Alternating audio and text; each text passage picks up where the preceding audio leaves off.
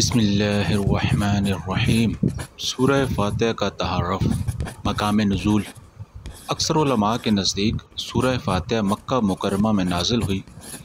امام مجاہد رحمۃ اللہ تعالیٰ علیہ فرماتے ہیں کہ سورہ فاتحہ مدینہ المنورہ میں نازل ہوئی، اور ایک قول یہ ہے کہ سورہ فاتحہ 2 مرتبہ نازل ہوئی، ایک مرتبہ مکہ مکرمہ میں اور دوسری مرتبہ مدینہ منورہ میں نازل ہوئی۔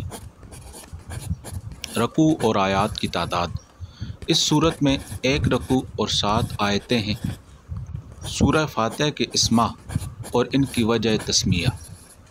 اس صورت کے متعدد نام ہیں، اور ناموں کا زیادہ ہونا اس کی فضیلت اور شرف کی دلیل ہے۔ اس کے مشہور 15 نام یہ ہیں۔ سورہ فاتحہ۔ سورہ فاتحہ سے قرآن پاک کی تلاوت شروع کی جاتی ہے، اور اسی سورت سے قرآن پاک لکھنے کی ابتدا کی جاتی ہے، اس لیے اسے فاتح الکتاب یعنی کتاب کی ابتدا کرنے والی کہتے ہیں۔ اس سورت کی ابتدا الحمدللہ سے ہوئی، اس مناسبت سے اسے سورۃ الحمد یعنی وہ سورت جس میں اللہ تعالیٰ کی حمد بیان کی گئی ہے کہتے ہیں۔ سورہ فاتحہ قرآن پاک کی اصل ہے، اس بنا پر اسے ام القرآن اور ام الکتاب بھی کہتے ہیں۔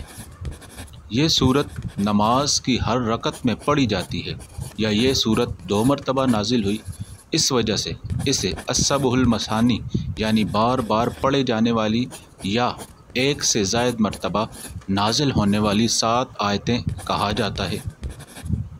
دین کے بنیادی امور کا جامع ہونے کی وجہ سے سورت کو سورۃ الکنز، سورۃ الوافیہ اور سورۃ الکافیہ بھی کہتے ہیں۔ شفا کا باعث ہونے کی وجہ سے اسے سورۃ الشفا اور سورۃ الشافیہ کہتے ہیں۔